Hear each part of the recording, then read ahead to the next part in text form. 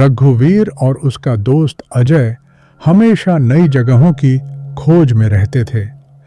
एक दिन गांव के बुजुर्गों से उन्हें एक पुरानी वीरान हवेली के बारे में पता चला, जिसे लोग भूतिया हवेली कहते थे। कहा जाता था कि वहां जाने वाले कभी लौटकर नहीं आते। रघुवीर और अजय को यह सब अंधविश्वास लगा। वे रात के समय हवेली का रहस्य जानने के लिए निकल पड़े। ज्यों-ज्यों वे हवेली के करीब पहुंचे, वातावरण ठंडा और अजीब सा महसूस होने लगा। हवेली विशाल थी, लेकिन टूटी फूटी और उजाड़। अंदर घुसते ही उन्हें एक अजीब सी दुर्गंध आई, जैसे वहां सालों से कोई रहा ही न हो।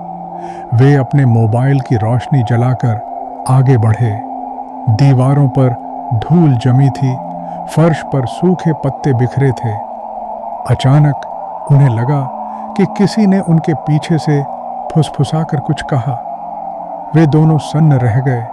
उन्होंने चारों ओर देखा, पर कोई नहीं था। अचानक हवेली का दरवाजा जोर से बंद हो गया।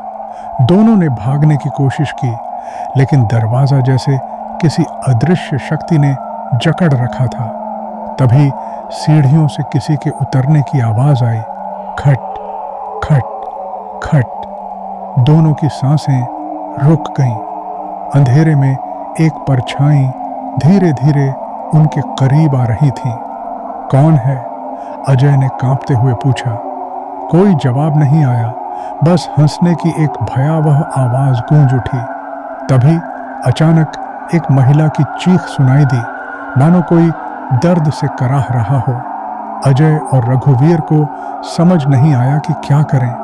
उन्होंने हिम्मत जुटाकर एक कमरा खोला। कमरे के अंदर एक पुरानी पेंटिंग टंगी थी, जिसमें एक औरत लाल जोड़े में खड़ी थी, पर उसकी आंखें बिल्कुल काली थीं। अचानक उस पेंटिंग की आंखों से खून टपकने लगा। कमरे की सभी खिड़कियां खुद ब खुद बंद हो गईं और हवा में फुसफुसाहट गूंजने लगी।